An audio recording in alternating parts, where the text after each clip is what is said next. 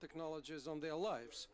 And when discussing those promising lines of research, we decided that this topic of children's and adolescents' lives in a digital age should be one of the focal topics for our further research program.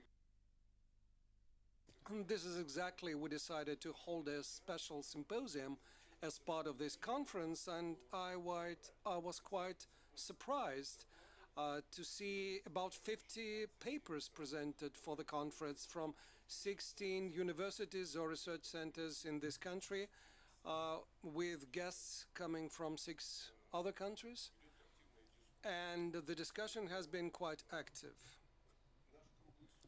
This roundtable is, quite frankly, its great value for us is to finalize this research program, and we really appreciate, dear colleagues, that we're going to answer together the final question as to what questions should be given answers to understand the further practical things to be done in this area.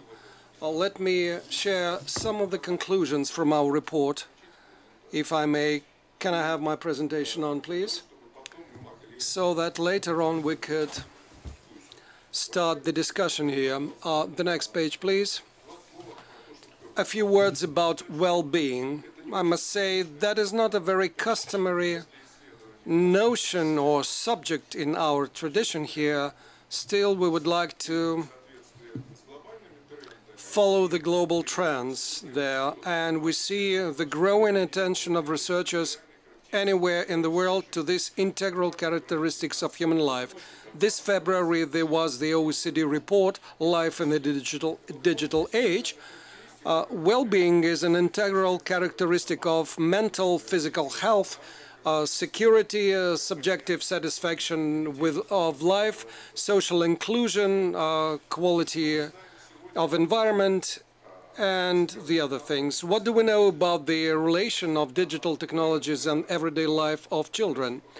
As we're walking down the corridor here, Olga Yurievna quoted from that Karnavalna Noch, if there is life on Mars or not, the science doesn't know. That's for the old Soviet movie.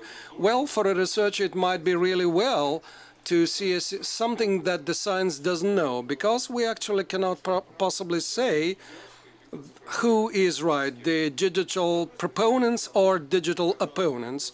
It would seem that it is horrible for an adolescent or a child to spend on average 5 times every day before a computer or telephone screen. But if you remember the early 2000s, it was widely discussed they were spending too much time sitting before the television. But starting from 2010, in UK, they spend 1/3 of the time less before the TV. There is an addiction of digital addiction. On the other hand, the UK data are such that the share of the adolescents who consume alcohol, nicotine or drugs is going down. This may be an addiction or a cultural shift. We tend to overrate the risks. The lab headed by academician Ryan studied the occurrence of various forms of aggression. Everybody talks about cyberbullying. 29% of the children or 30% of the adolescents would face cyberbullying. That is high. But if you look at another situation where 55% of the children face physical bullying or a psychic bullying of 37% with physical aggression, which is even worse than with cyberbullying. Sadly, the review we have prepared, every time you start a research, you start with making a review of what everybody else had done. And this short book does not allow to make any decisive conclusion about positive or negative impact. What we're certain of is that the impact of digital technologies, it's not according to us, but according to the research already prepared, that the impact of the technologies is non-linear. As you use the technologies more and more, it doesn't necessarily make negative or positive consequences. There is a more important practical factor, is that the impact of the digital technology is non-uniform. Actually, we can already talk about the risk groups or opposed to them, the groups that are positively impacted by the digital technologies. And the digital gap is growing. By the way, there's a number of Western or Chinese researchers who have shown that the gap is already not so much about the getting access or having access, but the competences and skills in using the digital technologies. And I must say that this uncertainty is characteristic of the experts. Just recently, we looked at the report by another UK firm, and actually there was a split opinions. Leading experts, psychologists, security specialists, about one half of them are optimists, 47%, who think that digital are going to make people better off. One third of them are pessimists, and about 21% do not expect any serious impact at all. So let me repeat myself. This is an important discussion because we are as if before the man landing in the moon. We are just in the beginning of the path. So the most important question for us is the last one here. What should be researched and studied now? But before doing that, we would be interested in hearing the representatives of the policymakers, decision makers in education. Do they think this is an important topic? I can guess what they're going to say, but it is important for us to hear that. Secondly, we are expected to exchange expert opinion about the challenges to the well-being of children and adolescents and what can be done to mitigate the negative impact, if any. And then finally, how digital technologies can be used to improve the well-being of children and adolescents. I'm quite happy that this roundtable discussion seems to be a success among the leaders of the educational sector and the researchers. We welcome you all here, and we count on having a very interesting discussion here. And I ask the Minister for Education, Ms. Vassilieva, to take the floor now. I can remember that she is not only a big leader, but she is a well-known researcher in the humanities, so we are interested not only in your political, but also academic issues. Thank you, Isak Davidovich. I appreciate the possibility of speaking here, and I thank you, knowing personally that the colleagues, that you rescheduled the agenda so that we could host our colleagues from the Union State here. Colleagues, my second thank you goes to the entire academic team here, because we can look at the initial stage. This is a digest, of course, but this is just the beginning. But this book shows an important, although small, part of what has been done so far. Its contents of this book or report are an evidence that we all living in various countries and continents share the same challenges and problems. Whether or not it is good or bad, and when I was quoting the old Soviet film Karnavalnaya Noch, it went through all the report here, because every researcher or research team ended up with saying the following: it all depends on empirical data. Empirical data are a good thing, but as of now, we really are close to a situation where we need basic research to be done, and basic research into physiology and psychology and neuropsychology of the children. If you ask me whether or not OECD definition of well-being should be pursued, of course we need that. If you open the sleep section, health and sleep section in this book, that is about the empirical data showing that both sleep and health of a child spending a lot of time at the screen can be affected adversely. I was thoroughly reading this report, and I was amazed with another figure, the children spend a lot of time near the screen, and in Russia there are more such children than everywhere else. Our teenagers in Russia, relative to the US, in Russia it is 56% of the time, that is 6 to 7 hours every day, while OECD is very delicate, and Mr. Schlacher, as he spoke in Moscow, said about the same thing, and the report says to the same effect: if they had spent not more than 2 hours every day and not more than 4 hours on Sunday, it would not have been that bad. There is another conclusion made by the Canadian researchers about the direct relation between the screen time and the academic achievements. I spoke to Schlacher, and he said that there is not a single study by psychologists or neurophysiologists that had been pre-ordered. They were doing different things. They were interested in different things, and I'm really happy that finally I remember the time when the institute was operational and psychologists sitting there and neurophysiologists were very young, and Mr. Davidov was at the head of the institute, the largest institute that really helped the high schools. They had a very good platform, the high school number 91 still in existence. There was not a single movement in the Soviet education not founded on the data of the basic research. Because now, when we look at the, I'm asking the modern researchers, please forget the basic research, do the generalization on what we have, and give us methodological recommendations as soon as you can. Sorry for being so long in my foreword. Let me briefly make you acquainted with the way we at the Ministry understand digitalization of education and what is our understanding of the digital environment. Because you know that there is a Russian national project, federal project on that.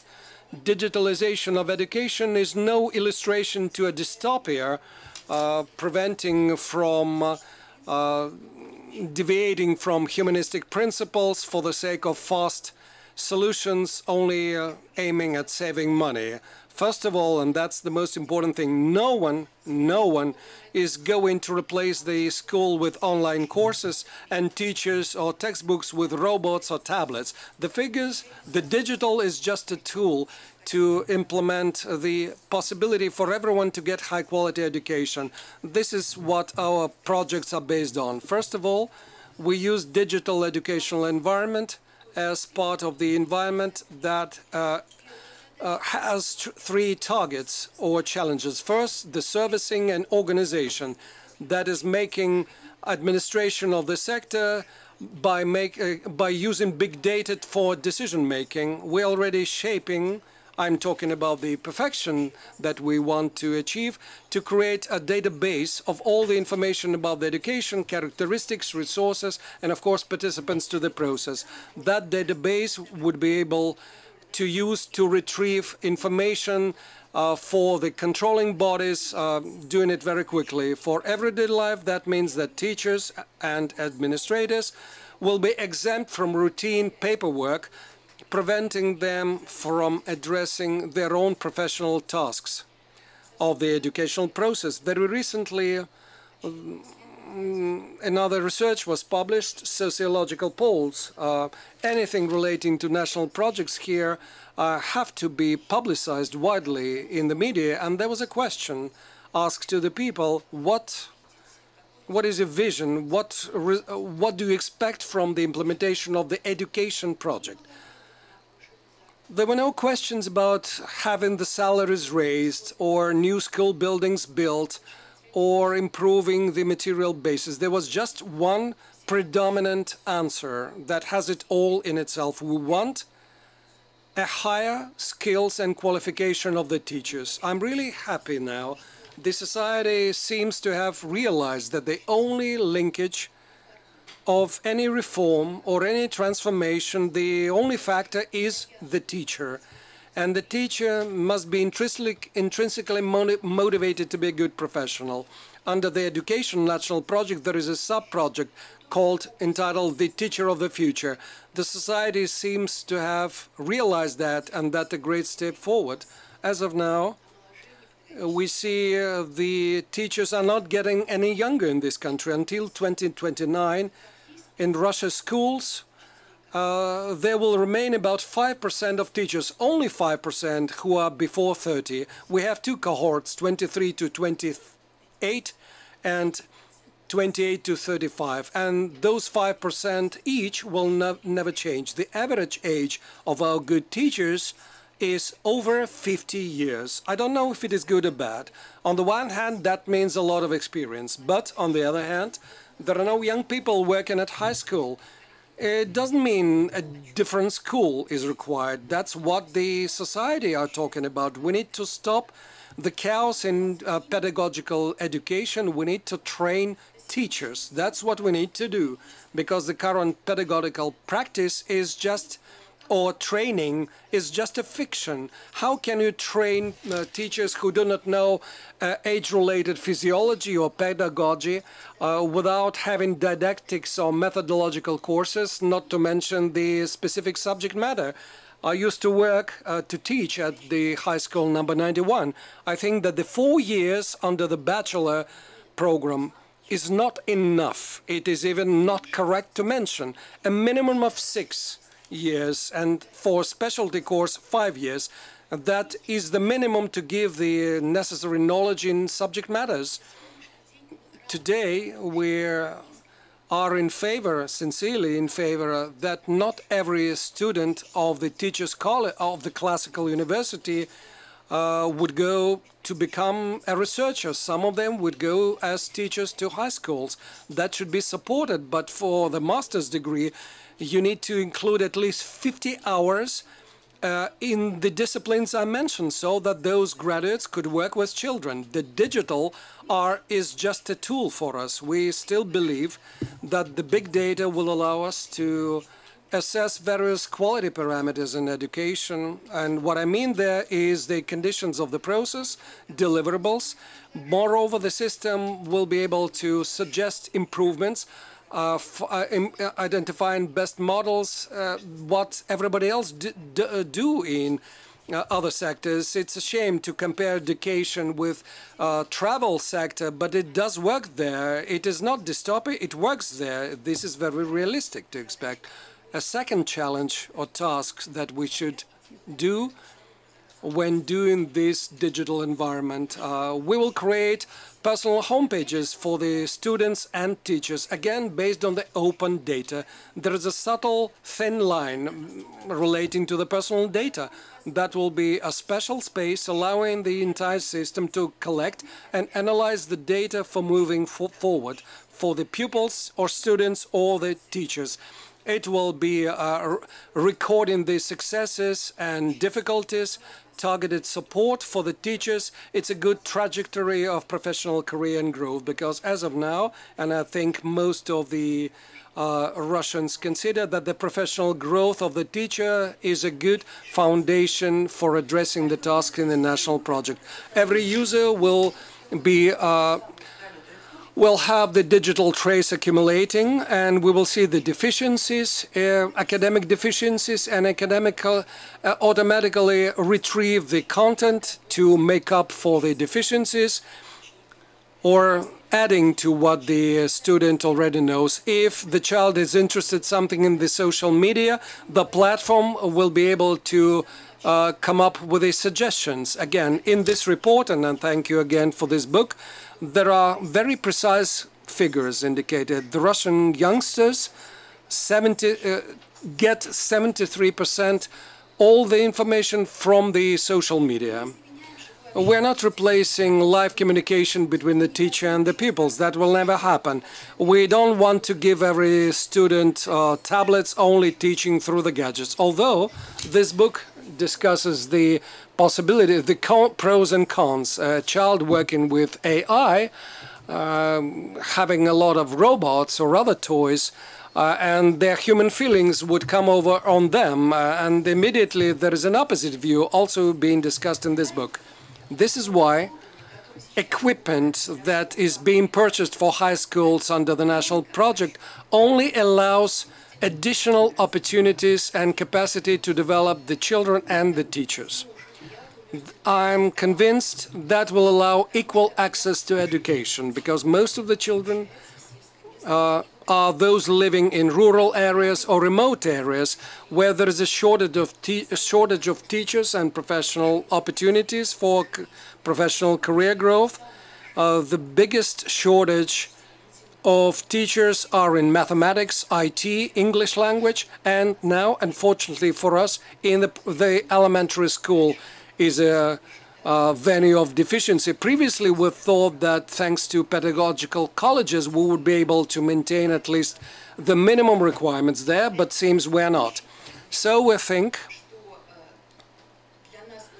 that what are important for us in the near future are services for the teachers. Let me repeat myself. Digital is badly needed where you can't possibly feel or touch. It is optimum for the children to do their lab work with actual chemicals, because there are 5,000 high schools who do not have chemical labs or physical labs. This is the sad reality of today. But still we remember that there was a section where we learned some information about nuclear power stations. A very simple but convincing example.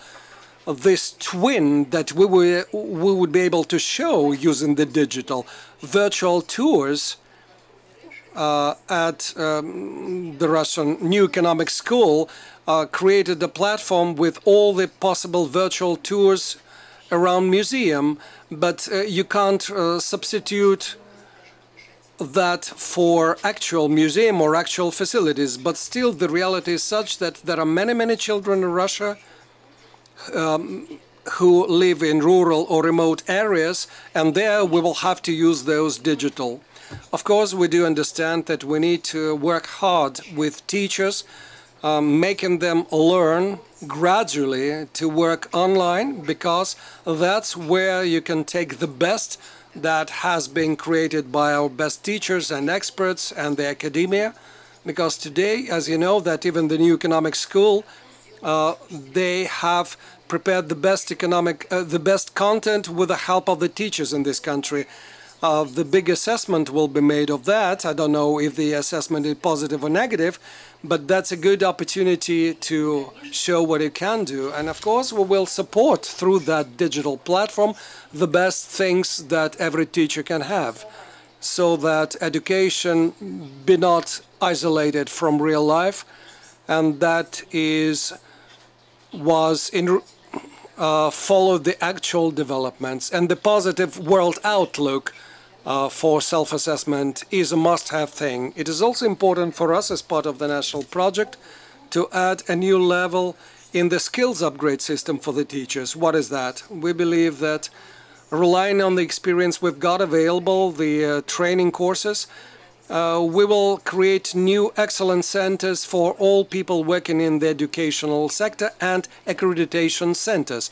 I'm emphasizing those. The latter one, the former one, will accumulate all the information for skills upgrade. It would be very diverse information, and I think the teachers will be able to select the time and place to have their skills upgrade, while the latter platform is for every teacher or everyone working in the education sector could undergo the independent assessment of their skills to identify the deficiencies where help is needed for professional growth. I think the latter accreditation or attestation area is the most painful thing. Wherever we work with teachers, we listen to what actual needs they have. Platform-based solutions will help us out in important when addressing major challenges for the Russian school, and that's one of the lines of creating this digital environment. The most important thing, the content to provide for the platform, first of all for the rural schools. We think that for the rural schools The platform will be able to upgrade the technology, IT and safety subjects. Those are being developed together with a Russian Ministry for Emergencies. The course on safety, as you well know, leaves much to be desired, and it doesn't conclude not a single textbook from any large publishing house, and modern things will be taught to modern children. It is becoming relevant to know the rules of behavior in social networks and what to do with cyberbullying and cyber hygiene. A special content will be planned, first of all, with children with special needs. We do have such content, but very little of that, because the adapted curricula that we have will be able to be used on that platform. Let me give several examples, practical examples. There are about 21% of high schools in this country who work following the educational inclusion method. Regions different. No one just closes down a correctional school because the parents have the right to choose whether to send their children to a regular school or inclusion-based school. Today we have good examples we're going to rely upon in the Chechen Republic with good curricula on inclusive education with technological major, and that experience could also be replicated on the platform. Remote learning or distance learning curricula will also be collected on the platform to be accessible to all. The digital educational platform will be a marketplace so that no adult will be able to say that this is good and that is bad. The system itself will identify safe contact for the children with selecting, in the perfect world, what exactly fits the needs of the child. I think we will be able, because we work closely with specialists, it's not the ministry's vision. Every word I'm speaking here, we double-check with professionals. A few years from now, we'll be able to track that, to start to track down the skills-growing dynamics of children, to know which content is the best according to the children, parents and teachers, most importantly. By 2024, we're supposed to create a safe educational digital environment which will eliminate the restrictions to accessible and high-quality education. And once again, I thank, let me finish with what I started with. I'm convinced that without basic research, it is not possible to do, and thank you for starting to do this. That's a must-have thing, otherwise it would be amateurish. Again, let me repeat it, in the recent past, the basic research were very helpful, and hopefully the colleagues here representing the Russian Academy of Sciences and the Academy of Education will help us do it. Thank you. Thank you, Olga Yurievna. As a moderator, let me ask you a couple of questions, if I may, to clarify things. First of all, I think, despite the fact that you mentioned risks according to the action plan or program, you seem to be a digital optimist, aren't you? At least we see that you have contemplated a serious actions to be taken. Well, not optimist, but then, okay, realist. But you know you're going to do that anyway, okay? And according to this ambitious program, we need to rely on the potential of the digital technologies. As we looked at the federal project, Digital Educational Environment and Digital Economy, actually there are not many studies included there.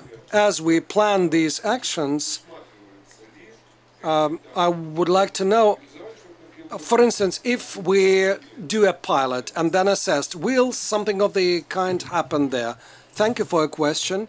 We and all other ministries who worked with us raised this question that in making the assessment of the project results, we need to rely not only on quantitative but qualitative indicators, and the government, the cabinet decided on that. Those are not included, that money is not included on doing that, but we have this money available. Of course, we'll start with working in pilot regions, not the entire country. Why I'm referring to researchers and saying that there are lots of fundamental studies have already been made. I understand for a basic researcher starting to do some applied research, that would be ridiculous or difficult, because that's a different paradigm for them. But still, they gave me such promises. I talked to the Russian Academy of Sciences, and I was told that they would be able to to produce results from the pilot projects in 6 months' time, because they already have something to generalize on. So there, we are not that concerned, and the money is there. The money is available for doing that. Plans might be more important than the research design. Well, and the most important thing is that the qualitative indicators will be included in the project, because building a school building is good, but what about what's going to happen inside the school? The content is the most important thing, and who is going to do that? I like that you confirmed the idea of the pilot projects to be assessed, and based on that further actions would be taken. As for the money, I'm happy to say that since we were the ones to start this work, just about a week ago we got some good news. Our young team that does this well-being thing got a grant from the Russian Basic Research Foundation. Just 1 out of 6 applicants exactly for this topic, and we started to work with Yandex on this to make the assessment of efficacy of digital educational resources.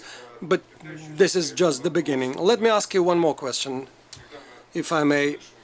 As we are hearing today about the digital, some people say that sanitary norms in Russia should be amended. Are there any such plans? And what about those pilot projects? What about the legal framework that will apply to them? And is there any collaboration with the government agencies there?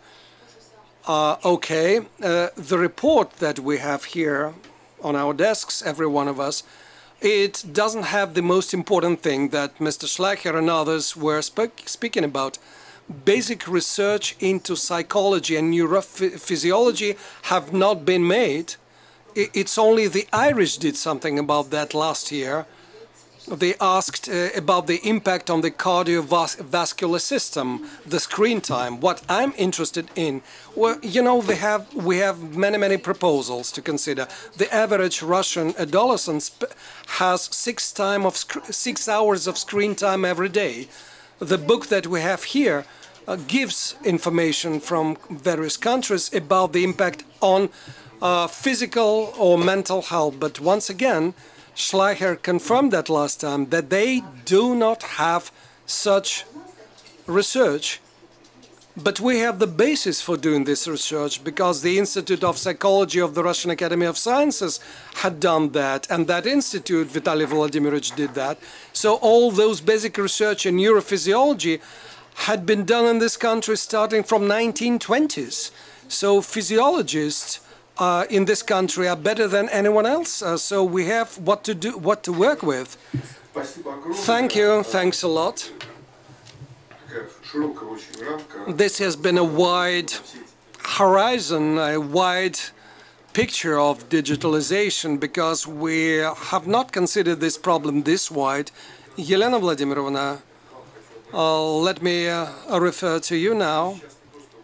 You are more than just head of the Foundation Talent and Success, helping to develop the system of working with talented children, but also the co-chairperson of the Russian staff of Popular Front. So working on this digital well-being should be important for the population here. What do you think about the key issues that have been raised here? Thank you, colleagues, for the interesting and very timely talk. Let me follow up on the slide and the section in the report that relates to experts' opinion of the benefits and threats coming from digitalization. If you remember, the shares were almost equal, which is to say that there is a global lack of research or tools to make decisive conclusions. Meanwhile, all the opportunities and threats are equally relevant for us. My second preliminary comment that I would like to share for further discussion is the research should be done not only among children but among the adults as well, because obviously the adults do have an impact and vice versa. So we ourselves should be in this environment ourselves, because it frequently happens that we're not here. Here we follow the correct hierarchy of meanings, but otherwise people tend to discuss only technology, digital education, digital universities, digital twins, digital factory, you name it. But we ourselves should be within the same environment. We, the adults, should be within this environment. Then it will be possible to establish the good contact between us and them, and then the children, together with adults, will be in this normal interaction. So my first point is we should be talking about the environment. We're talking about the digital economy, that's why, and that is a different environment that relates to other principles of interaction, because it might happen that we remain the same while the children become different, and then that would be another attempt to locally apply the tools that became available to us. Doesn't make a lot of sense. We need to be seeking for solutions together. If you remember the presidential decrees in 2012, Mr. Putin said that the country badly needed a different economy. Then the decision was made to create the center entitled Sirius to work out the new educational models for the new economy. So that is about having a new environment and new principles of social and economic relations. The graduates will come to you, to the leading Russian universities. They are people who were born in 1999 or 2000, and those are the students who follow the different models, but those are only students, and they will be able to fulfill their dreams only if they have the professors who will be full-fledged participants to the same processes, with being able to perceive and influence those who live in this environment while following the values for them all to reproduce. One of the key education academic centers as Technological University series, that's a center for cognitive research in education. And one more clarification, the way we understand it, Sirius understands it, some Center for Cognitive Research understands it, the revealing of everybody's talent is the very essence of education that the future new economy requires. Sirius, as you know, integrates it all, general education, project activity, and what was traditionally called further education or supplementary education. And why I'm going in for so much detail about this single integrated model. This is why we're talking not about specific technological processes. That's important to understand. This is about changing the entire system. And we're all clear and we share, and that should be another subject of research, that we're not digitalizing the existing textbook. We're not posting videos.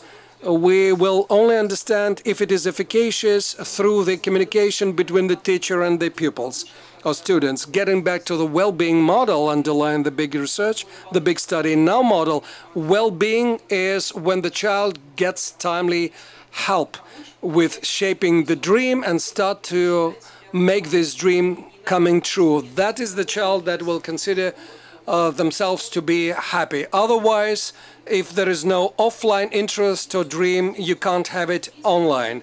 We have internet access at Sirius everywhere. You have big computers standing there, but children use it for a purpose, searching for information. Why is that?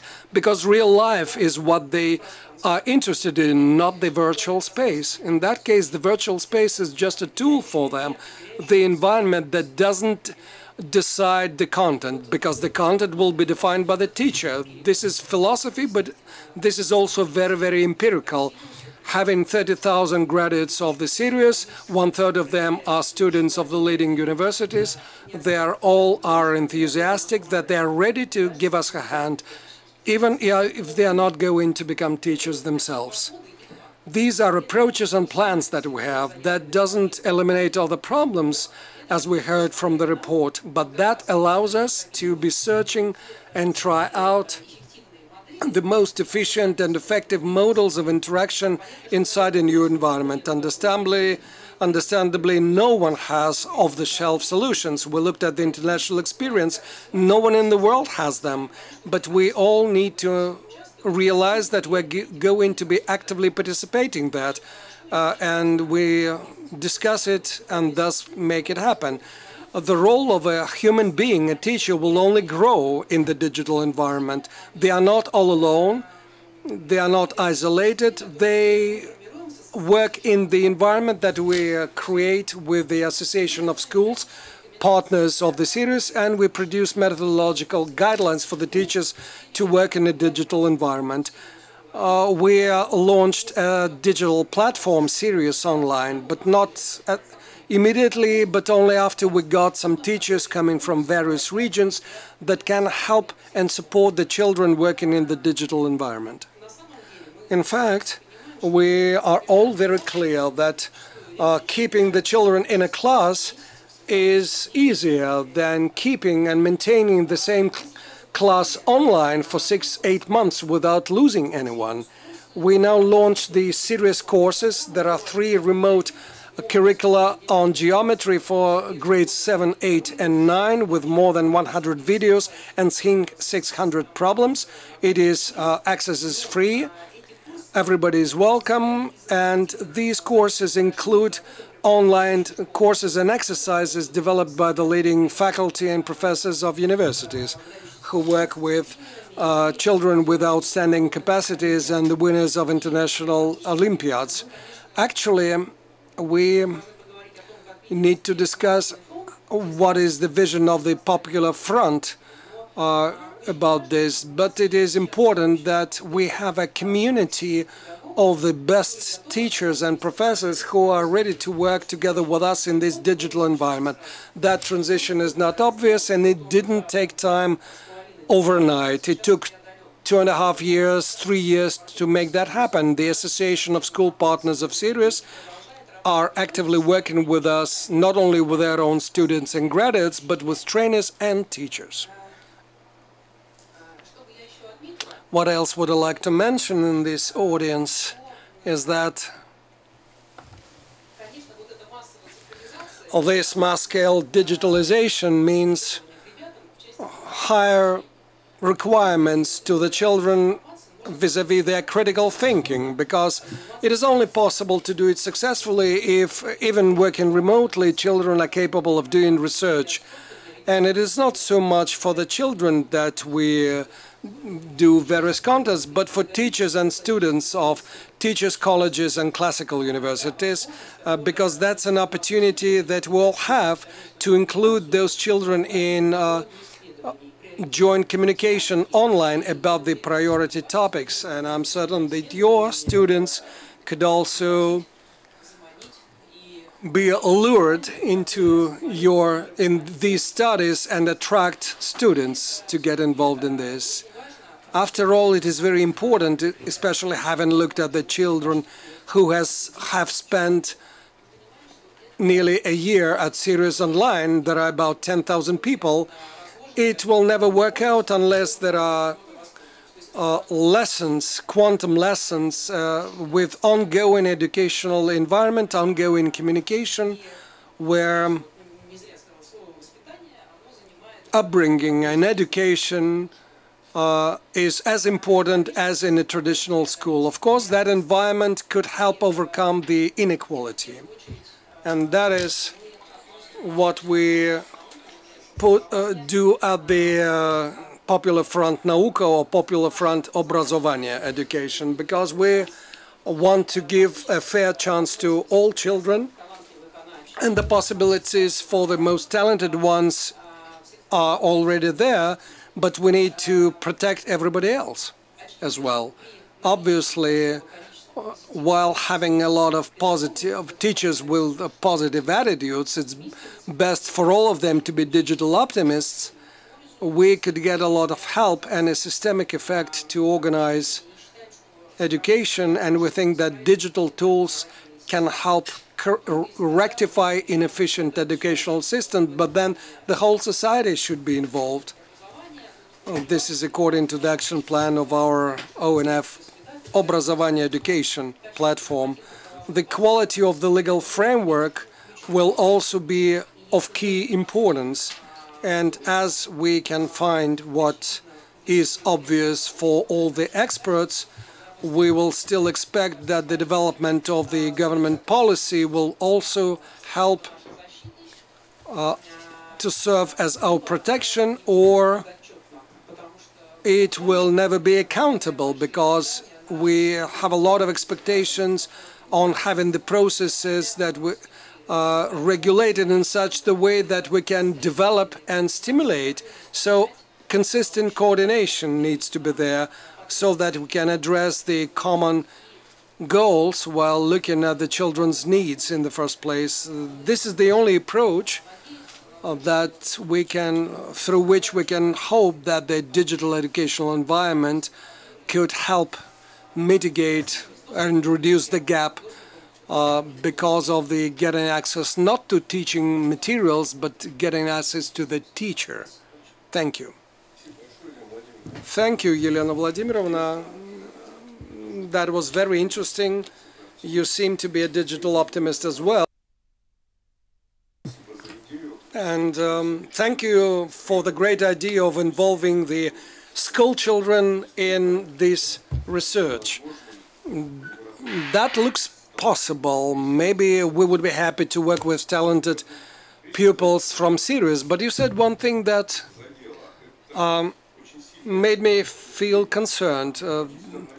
In the beginning you said that if we want to take care of the children in that environment, we need to enter that environment ourselves. Well, you know what? We often try to get them involved in our environment, but what you are talking about is basically a different thing. Do I understand you correctly that entities like Sirius Online are about that? That is more than something about training. That's a entity for the adults and children to communicate with each other. Exactly. And of course we have, well, the complicated problems for in geometry, but at the same time they do some research. The pupils and undergraduates, children cannot become objects or subjects. They can become part of the research teams that previously could be found only at universities, but now at high schools as well. And the work we do at Sirius based on full-scale labs, it can be continued using Sirius Online. And that's a good opportunity to provide support to the children. When all levels of education becomes integrated, then we need to have a tool that if a child is really interested in something in grade 9 or grade 10, it's about selecting the narrow specialization. At that point in time, there must be someone, adult person, who is doing research, a potential employer or a research center, or someone who uses, I don't know, streaming video and Yandex as an employer. And that environment would be able to give a good feedback to the children for the applied tasks they're trying to pursue. And of course, we need to be part of that environment, and we need to be able to give support to the children. Otherwise, when working remotely, we won't be able to fulfill the desire of the children to do some research and explore their creative thinking, their critical thinking. Thanks a lot. I think we will have more time for discussion. One question about the critical thinking, if I may, just for clarification. By the way, in this report of my colleagues, it is said that the competences in using the digital technologies is greatly important. Did you try it serious to look at how the children, well, you work with talented people, they should all have good critical thinking, or do you face any risks relating to technology and you need to improve their competence there? Well, I think the competence there need to be improved for all of us. Critically important in the near future will be, in my view, the quality and quantity of humanitarian research. And unless we widely discuss their results, we won't be able to get a well-saturated environment integrating the tech people and the humanitarian people. What we noticed, especially when children come from, well, 75% are children coming from not Moscow or St. Petersburg. And the contest is 55 to 60 per place. And when children come there, they use every opportunity of speaking with the teachers or partners. And that serious attitude is what produces these results. And children very often say, I don't know how to make a selection. I want to be a chemist and a biologist. And so there must be an adult to say that you don't need to make a choice. You can do both. And I think this combination of technical skills, technical knowledge, and large meanings and strategies, something coming from the strategy of economic and social developments, but also an individual should have the dreams and vision. Only then there will be large structural programs to accept our children and graduates, even undergraduates. Thanks a lot. Любовь Николаевна Dukhanina, not just the State Duma deputy, but also the founder of an entire school, Naslednik, and coordinator of Equal Opportunities for Children project. So you are a politician and a practitioner. What is your view of the issues we're discussing now? Thank you. Thank you, Zach Davidovich, for this opportunity to speaking here before you, distinguished colleagues. I'm happy to discuss this topic before this audience because indeed digitalization has become one of the indicators of progressive advancement of the society. We are talking about how to measure the digitalization. We are raising this criterion higher and higher. We have included that among the criteria to determine the well-being of the citizens here, without, however, having asked the citizens if that should be the #1 criterion at all, by the way. So we are indeed starting the building of the digital economy. We hope, as President Putin thinks, that that is the area where a breakthrough in the Russian Federation is possible to achieve. And, of course, the system of education, which is a basis for that potential breakthrough, should be the subject of care and attention from the very beginning.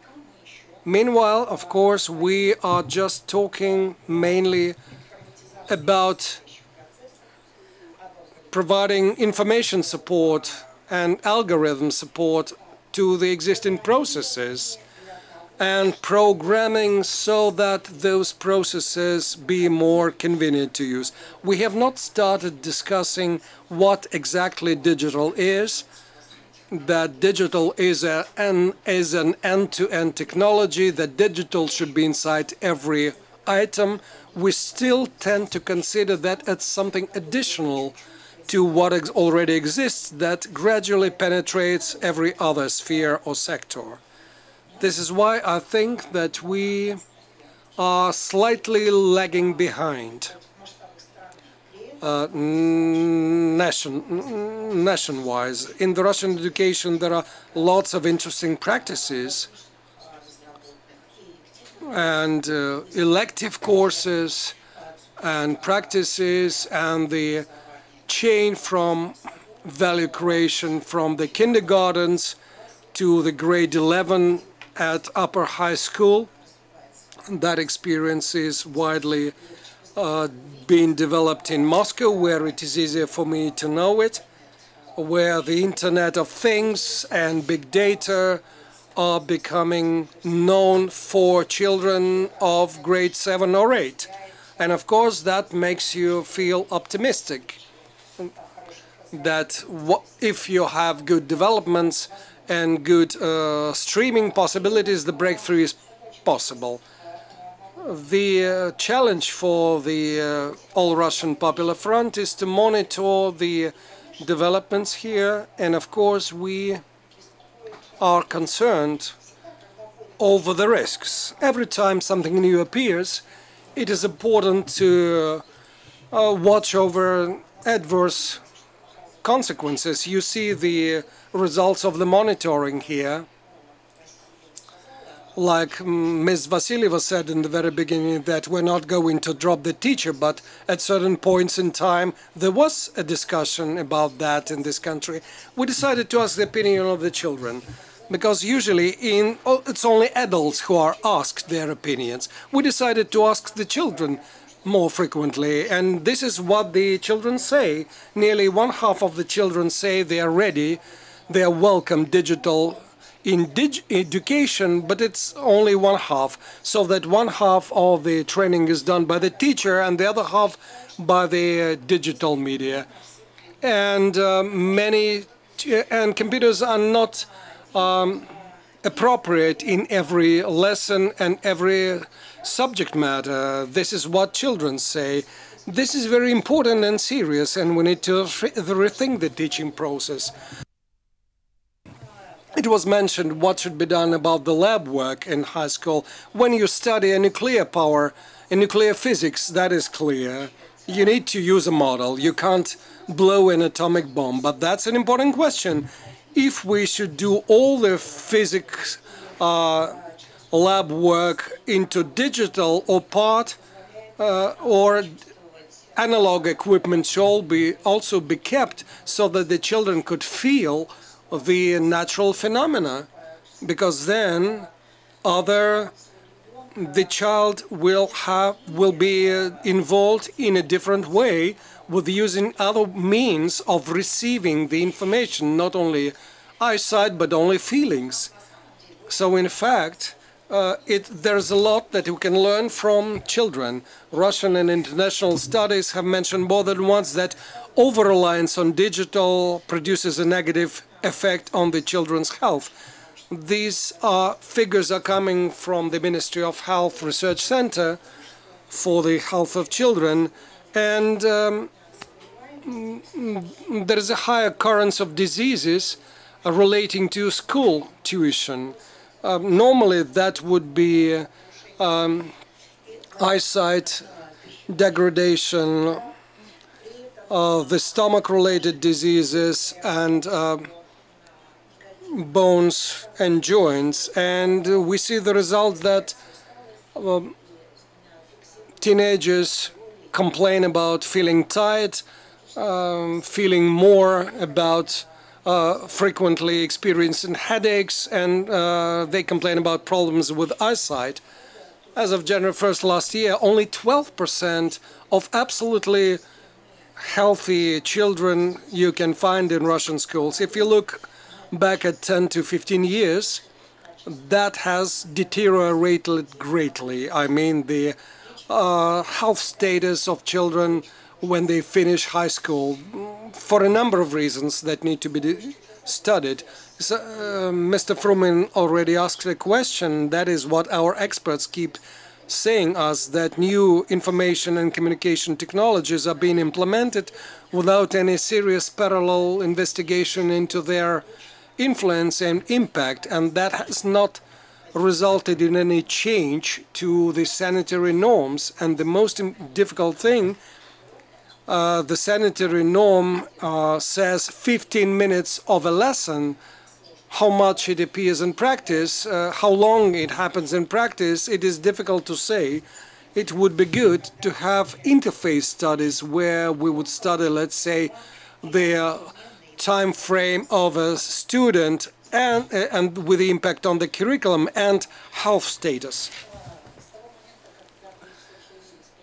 Since the search engines were discovered, the Columbia University has been studying the so-called Google effect.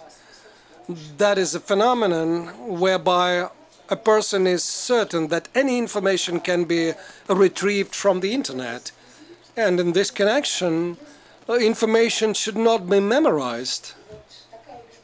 And that convincement is especially can be found among children and adolescents. Their brains refuse to memorize information, believing it is much easier to find it on the internet. And there is a theoretical question to the researchers, if that strategy is correct. There is another research by the Reading Center of the University of Stavanger in Norway.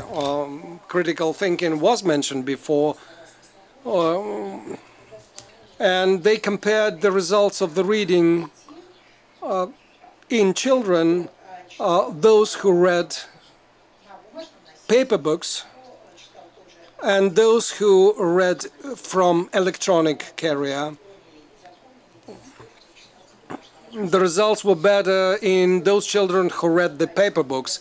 They make it more complex. They asked to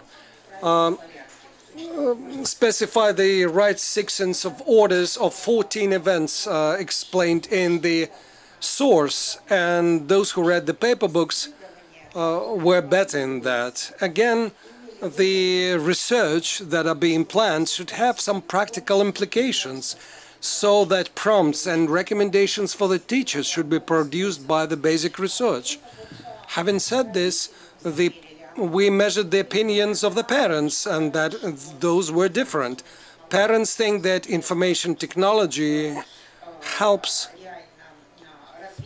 to develop imagination in children and has a positive impact to understand things better. Again, we better have more research to know that for sure. Another page, another interesting study by American psychologists.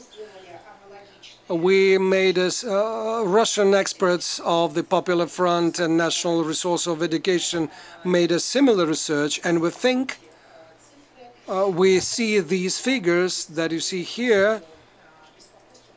Our special concern is the figure about the number of children who feel lonely, and that figure has been growing 48% last year. Next page, I'm not going to take long, about the influence of the lighting situation when you're reading large texts from the tablet without any good lighting in the room. Next page is much has been included in the Digital Educational Environment Project. It is very rich to read. Next slide is several examples. The All Russian National Front and the Znania Society Knowledge that I'm head of have been doing a number of joint campaigns and projects, and what we're doing now are two projects under the big project Equal Opportunities for Children. The first one is Safe Internet Environment for Children. Apart from the content that we need to be sieved off, we better have more positive content, and we use this Safe Internet Environment for Children. We invited the public opinion leaders, the popular actors and celebrities with children. We try to involve them in the project for them to answer whatever questions from youngsters. And of course, what is important for us is that any developments in this country really caused more equal opportunities for children. Let me show you a brief video that we are making now in order to hear what the children say to explain other children how to overcome problems. The subtitle is "What we throw away gets back to us eventually." This is Cyril with brain paralysis, polio. I watched the film Garbage and thought how much garbage is being discarded every day by people. Kirill cannot go to school frequently, but he organizes environmental campaigns for younger children. This is about collecting accumulators. If every one of us should think about ecology, we will save the world. You have all the opportunities to rescue the world. Different, equal opportunities. Microphone, please. All the technologies that we're introducing now, they should be seriously discussed by experts and doing foresight research beforehand. Yesterday at the forum and today, this morning, it was said that we're going to use the big data to assess everything.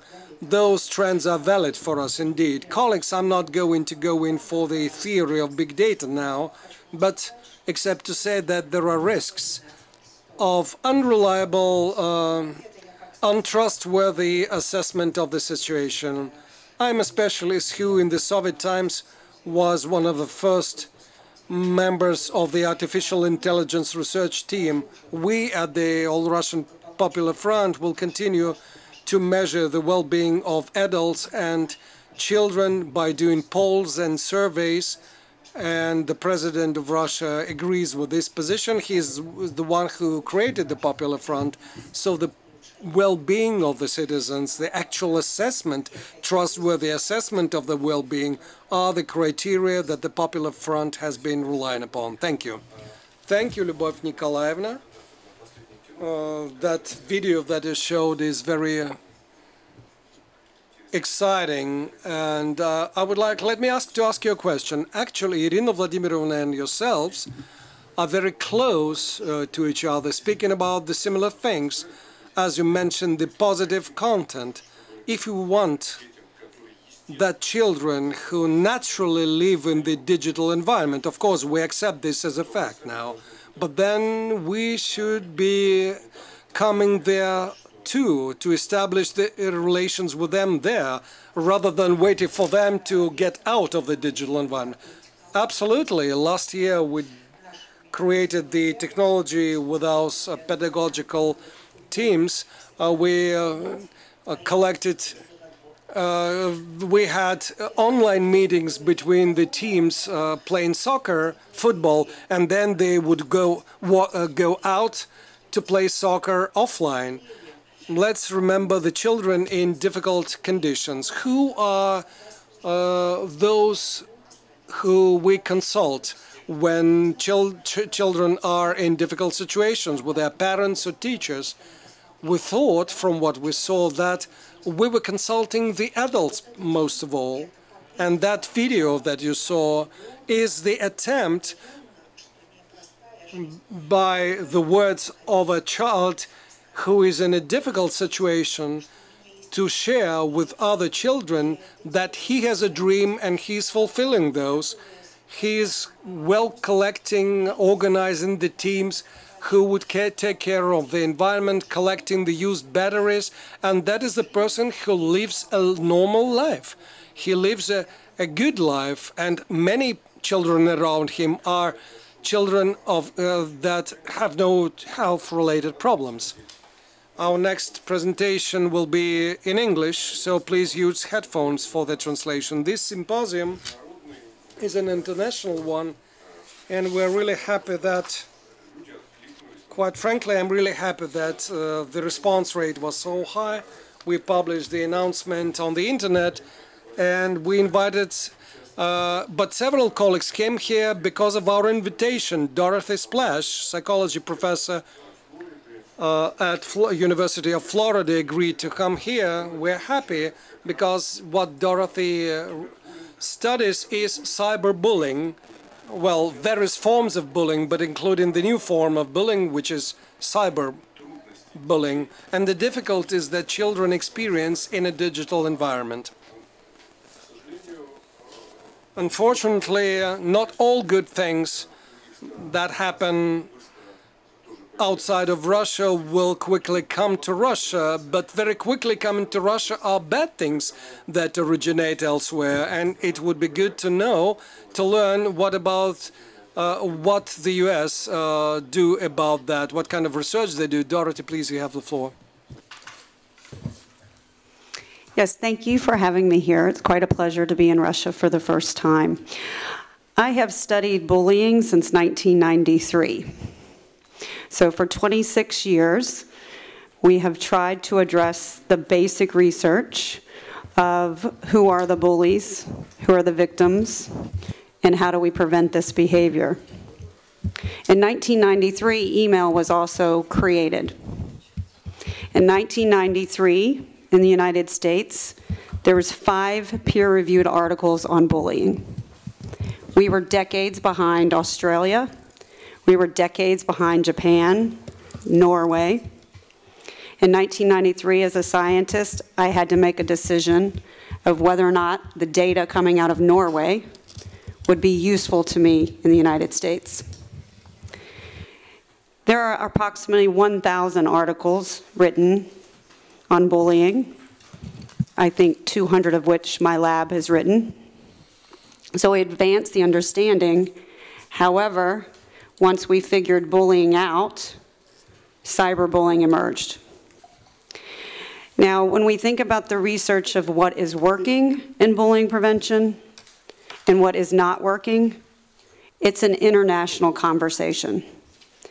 The meta-analysis that I've produced, that other colleagues have produced across the world, have shown under ideal situations, we have reduced bullying and cyberbullying by 20%. You can go to Norway, and perhaps they've reduced it by 40%. But once the scientists leave, the effects go down. You can go to Finland, and when the scientists have highly controlled studies, they reduce it by 50%. The minute they scale up to that very small country, it's 20% reduction. So as a scientist, we were left with, why are we failing? Certainly the United States, Canada, and Australia, we're lucky if we reduce it by 5%. So we had to start thinking about what's going wrong.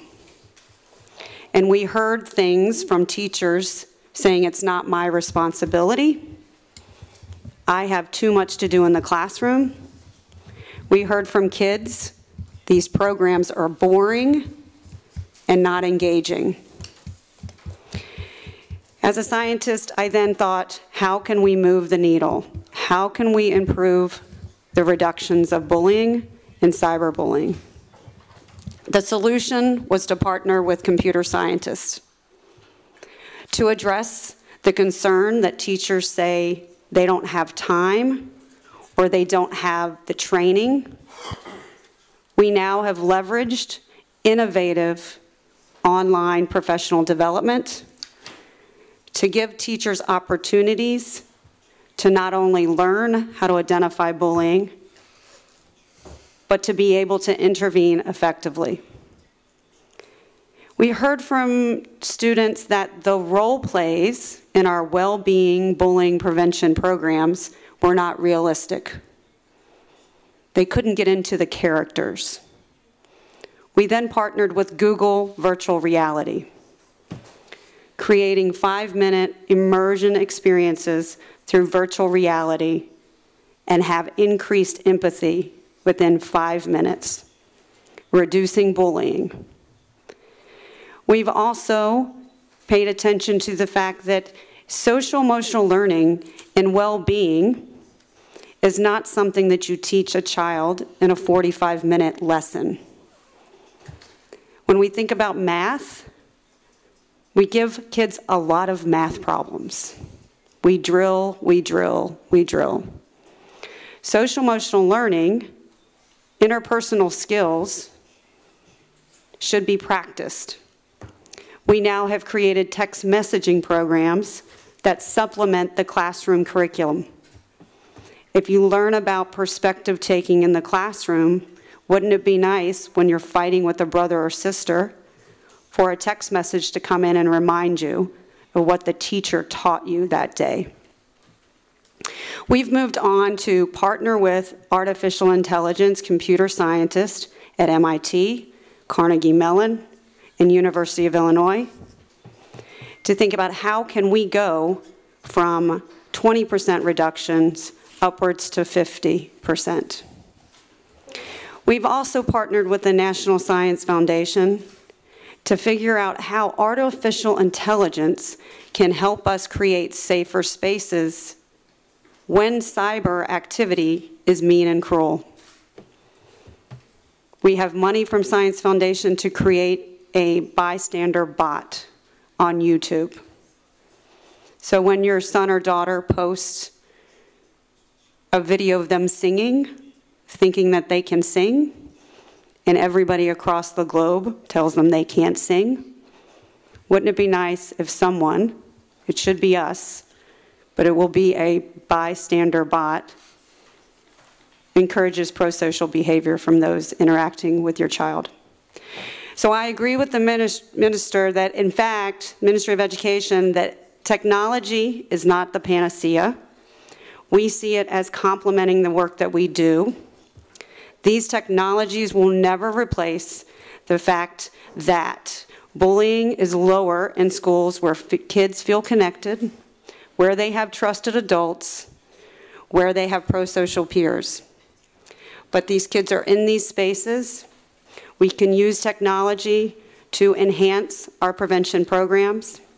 And finally, I would like to say that many school-based programs, whether it's for bullying or other types of aggression, we assume implementation with fidelity. Technology allows us to track implementation. We are using the most cutting-edge implementation science combined with innovative technology to support teachers and administrators and parents to take the evidence-based programs but ensure fidelity such that we can, hopefully a decade from now, saying that we're doing better in reducing bullying. So again, thank you very much. And just know, in 1993, it was a hard fight. I was told that bullying was just part of growing up. And we now know from the meta-analysis that I do, being chronically victimized across the globe is a strong, potent predictor of depression, anxiety, and unfortunately, suicidality. So the conversation is, should we? It is, we must. But you must be persistent. This is very difficult work to do, but technology may help us in this process. Thank you. Thank you. Thanks a lot. Quite frankly, I think we should have a lot of questions to ask at this moment. Dorothy made a large presentation before. Thank you for your summary of the research. It can be found on YouTube. But let me ask just one question about this work trying to prevent cyberbullying. Who initiated that? I know that education in the US is responsibility of the states. Was it the Florida government who initiated that, or the researchers? Who pays for those programs? Who takes care of those programs? Thank you. So the answer to that, there would be 50 different answers, 50 states. When I started bullying prevention in 1993, one state had legislation, a law against bullying. Every state has a law against bullying. Now, so researchers created policy. So without policy, you're going to have a hard time doing this work. Once we had policy, then federal funding followed. So I've had $15 million to do my work.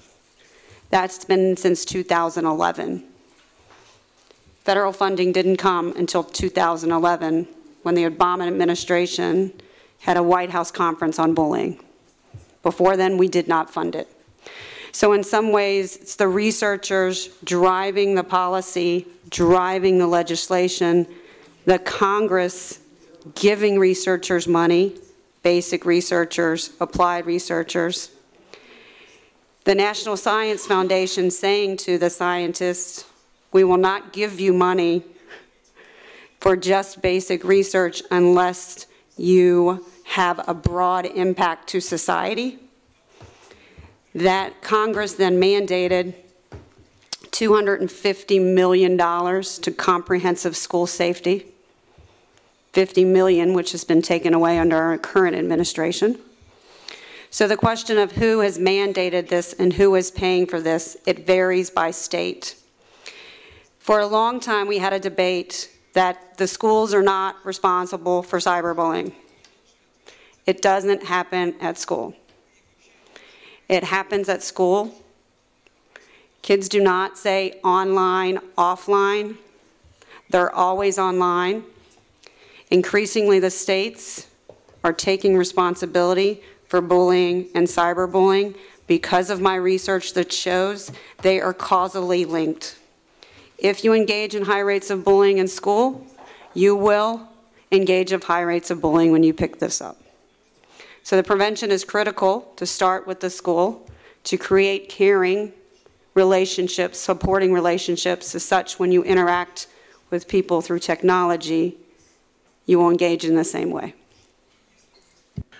Спасибо еще раз, дорогие коллеги. Thanks a lot again. I'm being reminded that we are running past the schedule through my fault. I'm sorry for that. But this is the first time that we have this conversation. I hope we will continue that. And I do hope that the excellent experts here will make it into their pre-agreed 5-minute limit. And let me repeat it once again. I hope for the help to us and the entire professional and research community in finalizing things there. One of our famous experts in this area, Mr. Sergei Nikolopov, head of the Department of Medical Psychology, National Center for Mental Health. Please, you have the floor.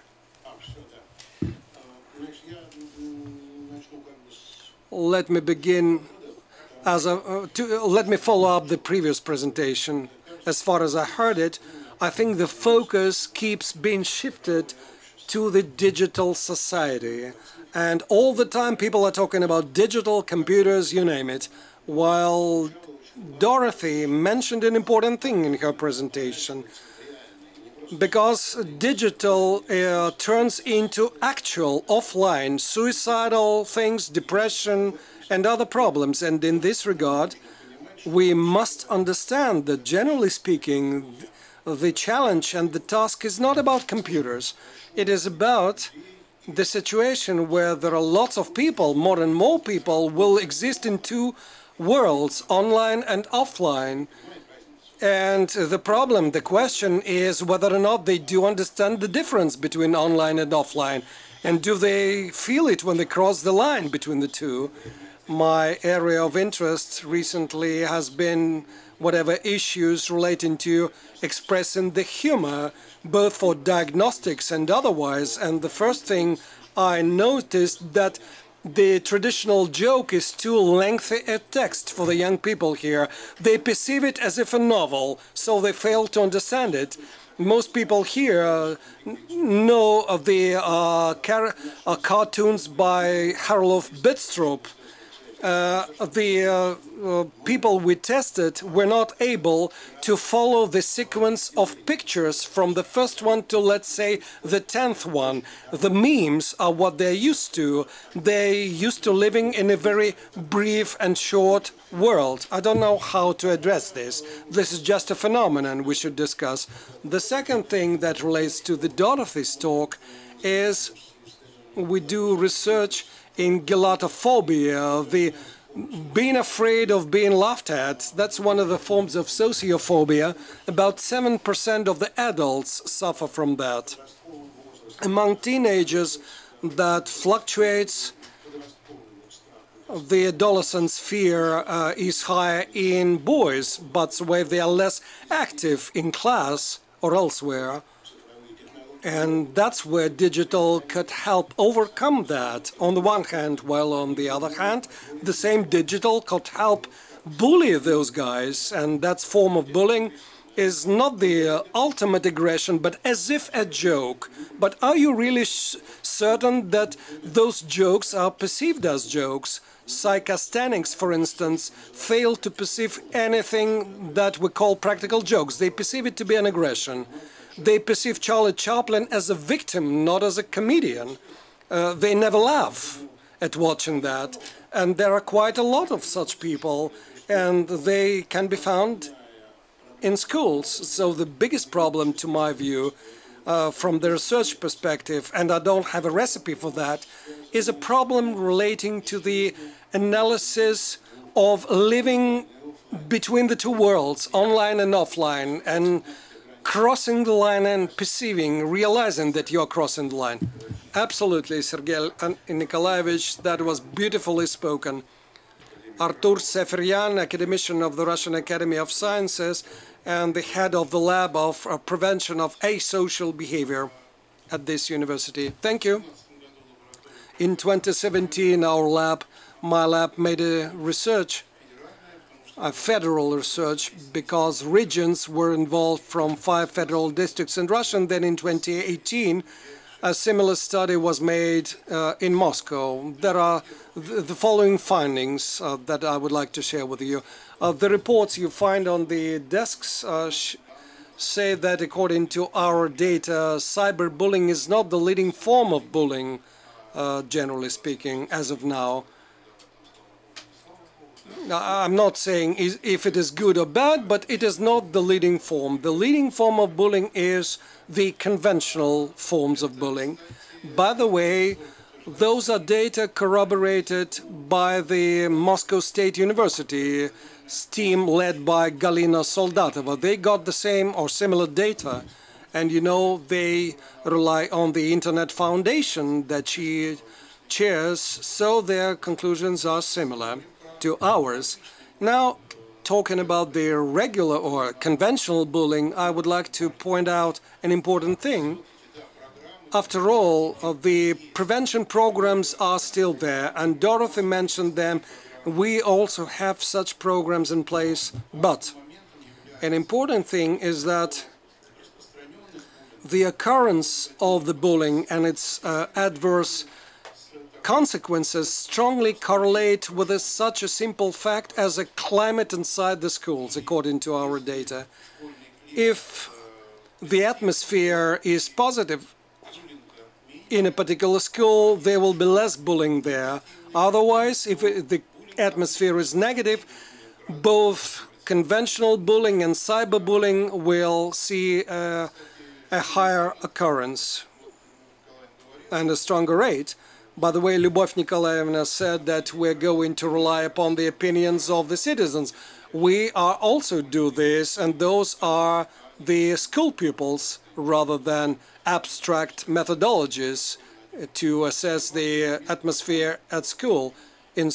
There was another important thing we found out in our study, important theoretically and practically for the educational system, and we're going to let Olga Yurievna know about that, because this book doesn't contain this. The fact is this: it appears that, paradoxically enough, the teachers who have a higher professional qualification, skills and length of service, they are worse at noticing the bullying, while younger teachers are better at identifying such cases. That sounds like a paradox, but that did not come as a big paradox for myself. Long before that bullying study, in my earlier studies, we studied the adequacy of perception of teachers about their pupils, and we noticed the same thing. Teachers with longer service and higher skills were less adequate in perceiving well the well-being of the children. But let's not be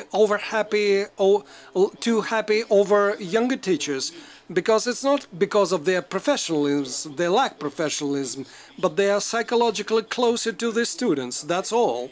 So when looking at that, the teachers follow the projection technique. They project themselves into those students, and since they're closer in age, but 10 years down the road, the teachers will grow older and worse at understanding what goes on with the students.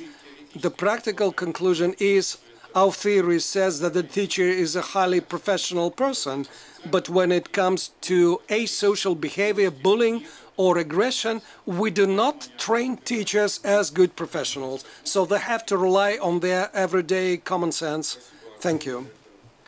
Thanks a lot. That was a most important story. And a comment is in order here from our famous school principal, Yefim Rachevsky. Thank you.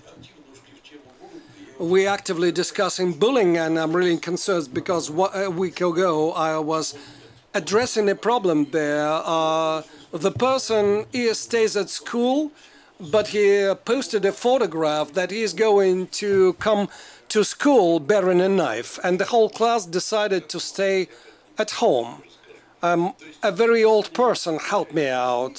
So studies are very important, but sometimes it is interesting the way how to interpreting the age of a teacher and how experience can help. I got help from a very old person who is a teacher to resolve that situation. But you won't make it in 5 minutes time, you know. I can make it in 4 minutes time if you insist. Now, I'm giving answers not to the questions. My answer is yes, because the meaning of education is improving well-being, and well-being is a longer lifespan. Whoever reads more lives longer. That's what we know for sure. Then, what's the relation with IT? First of all, I'm answering your questions for discussion. Let's forget the period when IT only appeared. Immediately they were announced to be the evil. The same thing with steam engines. Correct? Not to mention other things the first time, the moment they appeared. The one simple thing follows from that, and I thank Sergei Nikolopov and Dorothy, who said the same thing. Not to you. No, you never did that. Let's stop demonizing the tools, okay? The tools, an axe, a chisel, and information technology, those are only tools. Remember, in the same audience, there was a dispute about the uniform state exam. Several years past, everybody is perceiving this as a tool, no more, no less than that. What research is badly needed? The report, the book, gives interesting figures. These extreme users in Chile are 20%, while in Korea, just 4%. I wonder about the PISA studies, Chile, Korea, how these correlate. Google recently started a school with only just one computer, and they're actively doing that there. While in Finland, a friend of mine visited a school in Finland, and he asked, where is your smart whiteboard? He couldn't find it. It was kept behind a cabinet. You shouldn't demonize this. These tools are there to stay. I don't remember when I became an active reader, and my grandmother used to complain to my mother, make him stop reading, he will spoil his eyesight. It didn't. This is because of my old age. I'm 70, guys. What do you want from me? I only recently started wearing glasses. There's another thing, an analogy I would like to highlight. All cardiologists are split into two groups. One are in favor of statins and others are against the statins to prevent heart attacks. I started to measure my cholesterol and I saw no difference whatsoever. And in this research, I'm answering your magic question, which is very relevant. I'm grateful to Elena Vladimirovna for her story about the series. That is a great story to share. That was poetry. But what I'm thinking about is, you know, at the Gaidar Forum, I heard that Rubtsov study said that the talented school pupils are 10%. I don't know if it is optimistic or optimistic it is. 15 million school pupils that we have in Russia. So 10% of that would be 1.5 million, which is great. Serious covers. Could you do it a million? Okay. What do you do with the rest of the 14.4 million? Tell me that. That's the topic that I'm mostly concerned. Do you remember the Russian movie Chuchula? That was exactly about the bullying. It says everything about it. I would like to give a present to Dorothy. When you're leaving, could you give the movie Chuchula about bullying to her? That's a great prevention exercise. I'm not able to answer the final question for the lack of time, but except to say the one simple thing.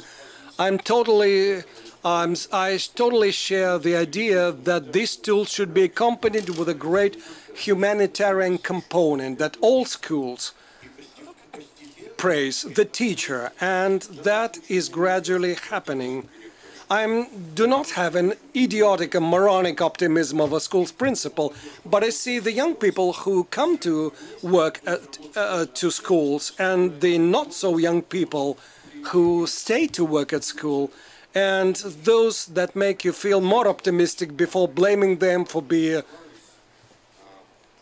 bad people. Vitaly Vladimirovich, you have been referred to many times, several times now. Academician Rubtsov, what do you have to comment?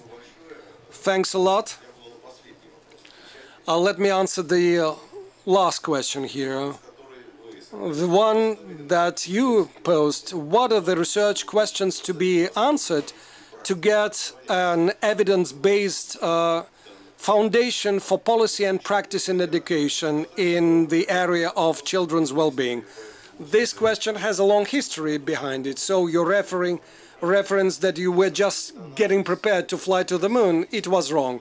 Let me refer to the research in Russia and the US under the project of the Russian Academy of Sciences with the Carnegie Corporation back in 1989 through 1991. The title was Children in the Information Age. And for the first time ever, a problem was posed there about the influence of information technology on children's development, by the way. And the contact was established between school children in California, I think San Diego lab, headed by Professor Michael Cole. And in Russia, that was done by psychologists at the Institute of Psychology of the Russian Academy of Sciences and our Institute of Age-Related Psychology, based on the high school number 45. Mr. Yefim Rachevsky knows that. That was an interesting study that lasted for 2 years. And there were two major conclusions allowing to build the answer to your question now. The first conclusion was made by the psychologists. In my own words, in your own pedagogical words, the technology, we all remember that the task appears only when you have tools to address it. If there is a new powerful means, and the task will be projected, and it will be designed, and that depends on the near development area. What is that? For psychologists, what a child can do under the guidance of an adult will be done by the child independently. And look what was said today. I loved what Elena Vladimirovna said. There are project communities, research communities, adults acting as consultants. What is that? That's exactly why we don't need to demonize the tool, Yefim Lazarevich. That's a tool, the means allowing to address the task that the adults pose together with the children. That was the first conclusion.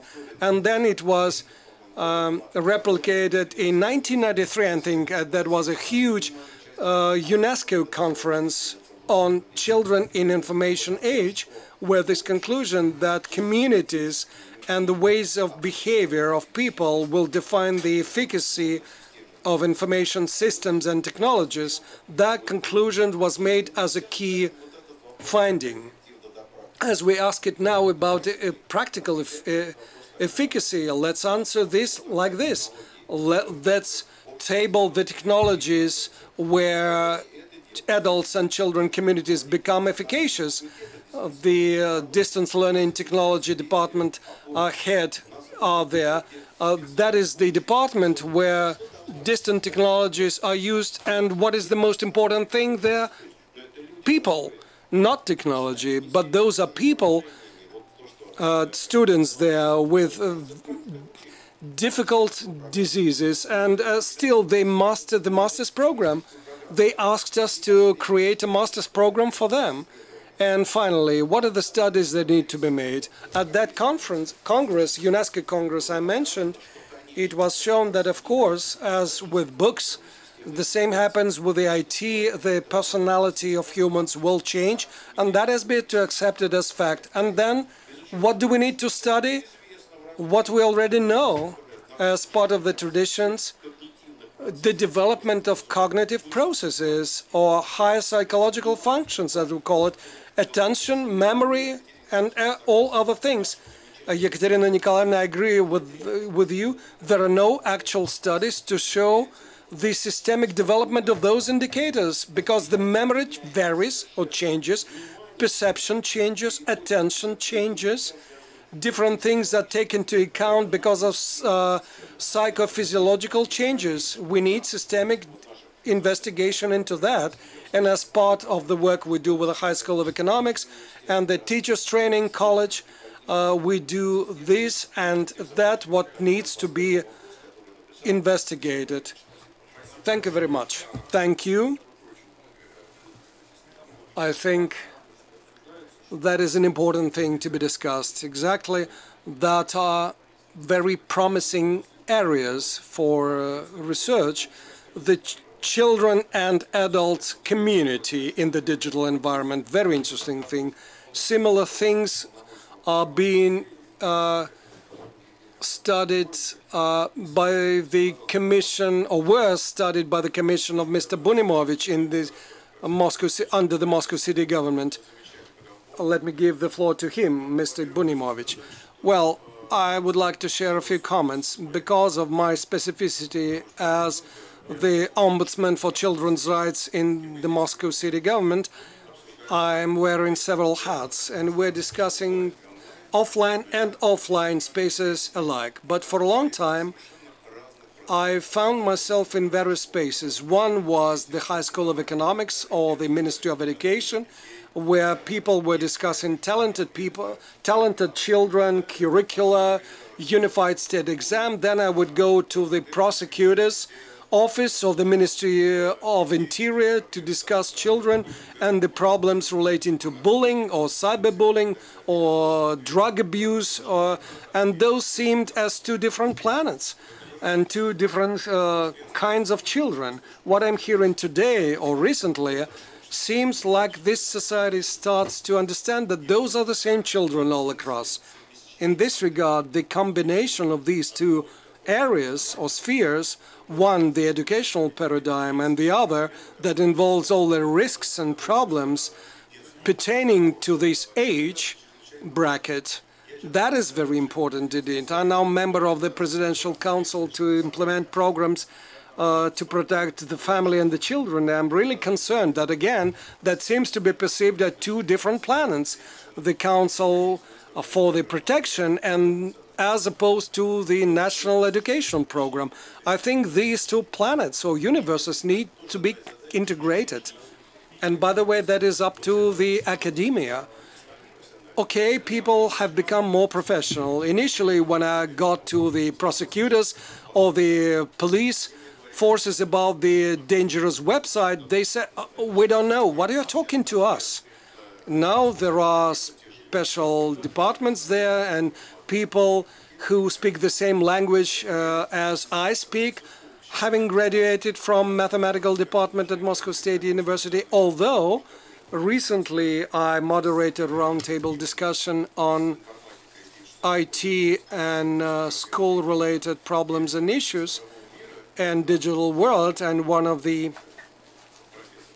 a professor of psychology went to say that actually children need to be banned from the internet until they are 14 years of age. As simple as that. So, you know, when you say involving psychologists, we need to think who exactly we need to involve. I'm not saying that those are good people versus bad people, smart people versus silly people. I'm not saying that. Elena Vladimirovna mentioned geometry at Sirius,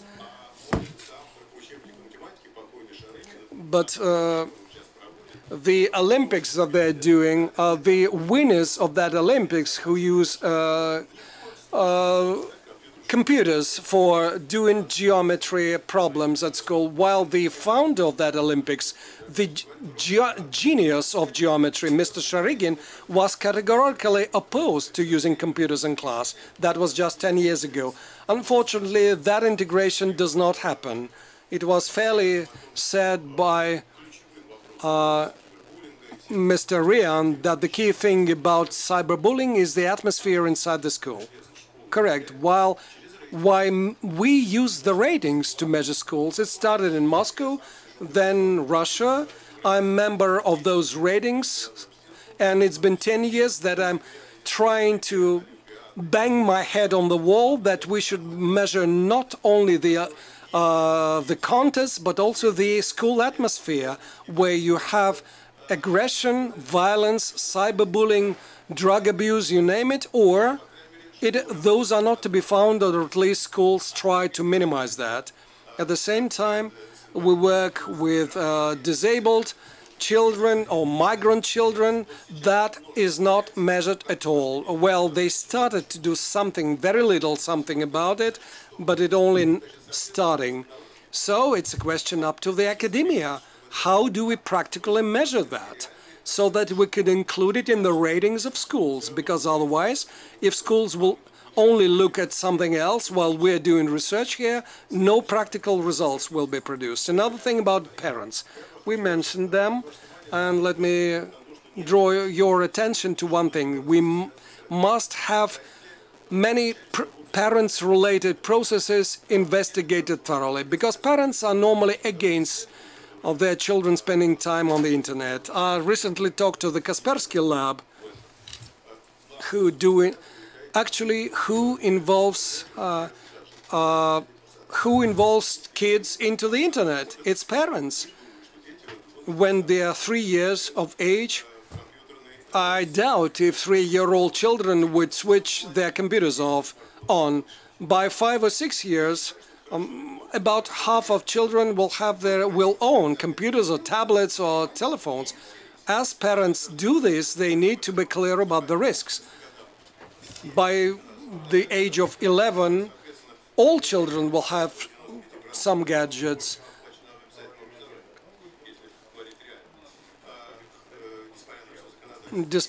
And so on and so forth. So what needs to be done there is working with parents. I never expected. I recently gave an interview where I said that it was wrong for the parents to write the accounts for their children. It's unethical, but that has become fashionable for whatever reason. It was spread. The news was spread by dozens of agencies, so perhaps nobody knew. Certain things that go beyond the common sense are still there, and that requires to develop some new ethics. That's an important thing. Children here, I quite agree with Mr. Rachinsky, are just an environment where many things are more convenient to do, including negative things.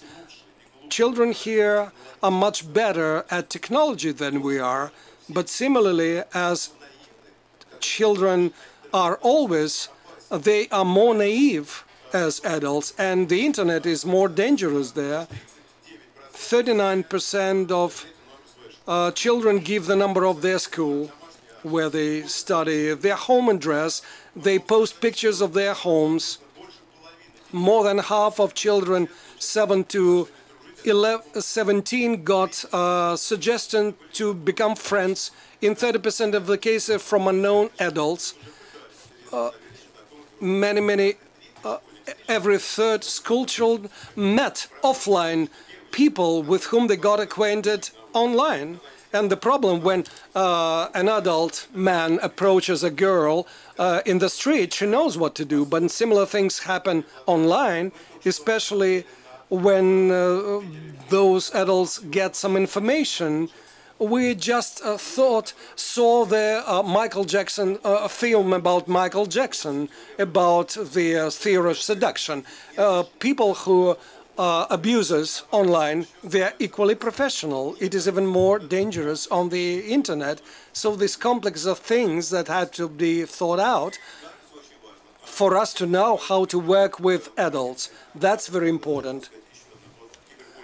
Another point is I'm skipping cyberbullying. It's important, but don't have time for that. Educational component. For 3 times recently, I was looking at what the Moscow Electronics School did and the New Economics School did in this regard. You know what? Of course, I was shown the best materials, the best pages, because they wanted to show off to me. But what can I say? Similarly as before, when no online was there, every teacher was willing to fill the children with knowledge and skills to the brim. But there are limits, natural limits, to what it can be done there, so it doesn't work out. But what are the opportunities? I was shown the topics that I personally wrote about in textbooks, probability and statistics. But you see huge things on the screen, a lot of things on the screen, and the child has the tablets where he or she needs to answer questions. This avalanche of information that is there, and no one measures that. Just the amount of information, the optimum amount of information. Of course, the platforms produce a lot of opportunities, but that doesn't mean that all this information needs to be squeezed into the lesson. There needs to be a limit to that. I requested Rosobornadzor, Education Supervision Agency. The answer was 5 pages long, which, in my opinion, means they know nothing about the subject matter. The amount of time, the amount of information, the rate of getting tired. I referred to a professor Professor Regina Machinska, a neuroscientist. She does this. She asked them some questions. They never knew any answers to her questions. The impact on the psychic or high neural activity, she was just asking them. She also never knew the answers to that question, but the questions were only to prove that nobody knows that, and now it is high time for the academia to start learning that.